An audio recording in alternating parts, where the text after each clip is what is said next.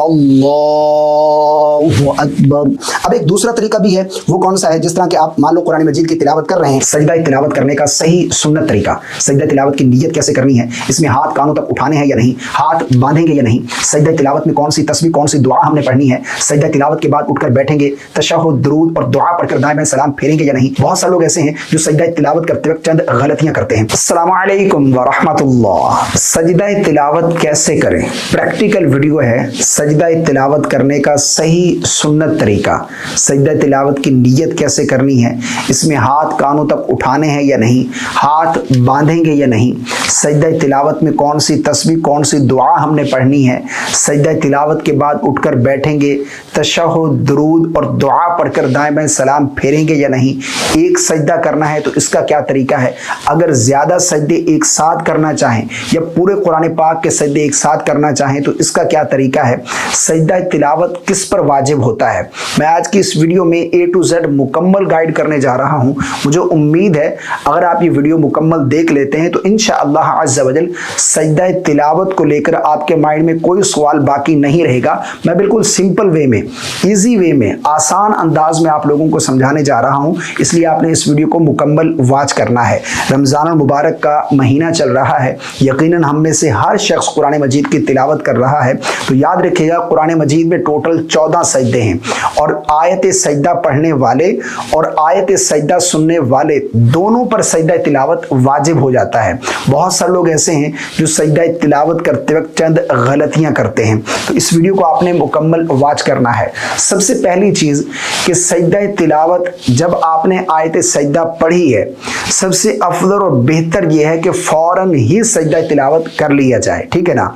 अगर उस वक़्त बिलफर्ज वक्त नहीं था, यानी मकरू औकात थे, जिस तरह के तुलूए आफ्ताब का वक्त है, ज़वाल का वक्त है, गुरूब आफ्ताब का वक्त है, जिनमें सजदा करना जायज़ नहीं है, अगर तो कोई मकरू वक्त था या फिर इसी तरह आपकी तहारत नहीं थी या जगह पाक साफ नहीं थी, मिसाल के तौर पर आप ज़ुबानी कुरान मजीद की तिलावत कर रहे थे और आयत सजदा आपने तिलावत की है, तो आप बाद में भी सजदा कर सकते हैं, ठीक है ना। सजदा तिलावत आपने करना ज़रूर है, ये वाजिब है, ठीक है ना।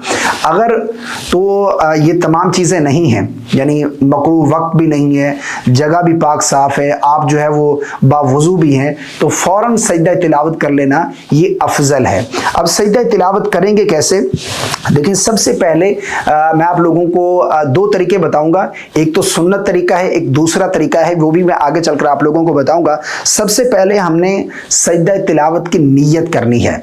नीयत जो है ये जरूरी है, इन्नमल आमालु बिन्नियात, आमाल का दारो मदार नीयत पर है, ठीक है ना। आप कोई भी अमल करते हैं उससे पहले नीयत करना ये जरूरी है। अब नीयत है क्या, नीयत असल दिल का पुख्ता इरादा है, दिल ही में इरादा कर लिया कि मैं सजदा तिलावत अदा कर रहा हूं या इस्लामी बहनें कर रही हूं, बस इतना काफी है, ठीक है ना। आपने सजदा तिलावत आयत सजदा तिलावत की, सजदा तिलावत आपके ऊपर वाजिब हो गया। आपने सजदा तिलावत कैसे करना है, आप इस तरह खड़े हो जाएंगे और क़िबला की तरफ रुख करेंगे, आपका मुंह जो है क़िबला की जानिब होना चाहिए। उसके बाद फिर तकबीर कहते हुए आप सजदा तिलावत अदा करेंगे, ठीक है। इस तरह से आप स्ट्रेट खड़े हो गए। अब तकबीर कहते हुए मैं आगे सजदे में जाऊंगा, अल्लाहु अकबर। यहाँ पर सजदे की तस्बीह पढ़ेंगे, सुबहान रब्बियल आला 3 मरतबा। उसके बाद फिर अल्लाहु अकबर। ये सजदा तिलावत का सही सुन्नत तरीका है ना। इसमें हमने हाथों को कानों तक बुलंद करना है, ना हाथ बांधेंगे। अच्छा, सजदा तिलावत की एक दुआ भी है, अगर वो आपको याद है तो वो आप सजदे में पढ़ सकते हैं, वरना अगर किसी को याद नहीं है तो सजदे की तस्बीह पढ़कर आप सजदा तिलावत अदा कर सकते हैं, ठीक है ना। और ना ही हमने इसमें कोई तशहुद दुरूद और दुआ पढ़कर दाएं बाएं सलाम फेरना है। अच्छा, ये तो एक सजदा है अगर आपके ऊपर वाजिब था इस तरह से। अगर ज़्यादा सजदे आप एक साथ करना चाहते हैं तो इसका क्या तरीका है, ये भी आप लोगों को बताता हूँ। देखें, ज़्यादा सजदे यानी मान लो एक से ज्यादा 2, 4, 6 या कुरान मजीद के 14 सजदे आप एक साथ अदा कर रहे हैं, तो इसका तरीका ये है कि देखें, सजदे में जाएंगे तकबीर कहते हुए अल्लाहु